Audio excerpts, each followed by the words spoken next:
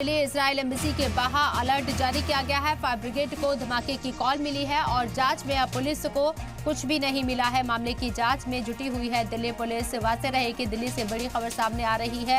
यह सिक्योरिटी को चैलेंज किया गया है। दिल्ली इजरायली एम्बेसी के बाहर अलर्ट जारी किया गया है। फायर ब्रिगेड को यहां धमाके की कॉल मिली है। उसके बाद से पुलिस जांच में जुट गई है। हालांकि पुलिस को जांच में अभी तक कुछ भी नहीं मिला है। मामले की जांच दिल्ली पुलिस के जरिए की जा रही है। दिल्ली में इजरायली एम्बेसी के बाहर अलर्ट जारी किया गया है। फायर ब्रिगेड को धमाके की कॉल मिली थी। उसके बाद से फायर ब्रिगेड एक्टिव हो गया और पुलिस भी यहां जांच के लिए पहुंची, लेकिन पुलिस को जांच में अभी तक कुछ भी नहीं मिला है। मामले की जांच में दिल्ली पुलिस जुटी हुई है।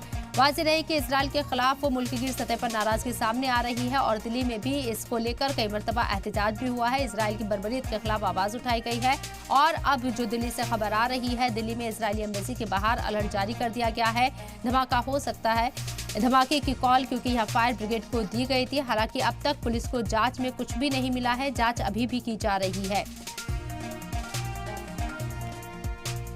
तकरीबन 3 महीने होने वाले हैं गाजा और इजराइल के बीच जंग को जारी हुए। ऐसे में इजराइल को लेकर लोगों में नाराजगी नजर आ रही है। मुल्क की सतह पर एहतजाज हो रहे हैं इजराइल के खिलाफ और इसकी आंच दिल्ली में भी देखी गई थी और इस आंच में कई जगह पर विरोध प्रदर्शन एहतजाज हुए थे। और अब दिल्ली से ये बड़ी खबर सामने आई है, जहां दिल्ली में इजरायली एम्बेसी के बाहर अलर्ट जारी कर दिया गया क्योंकि फायर ब्रिगेड को यहां धमाके की कॉल मिली थी। उसके बाद से पुलिस जांच में जुटी हुई है।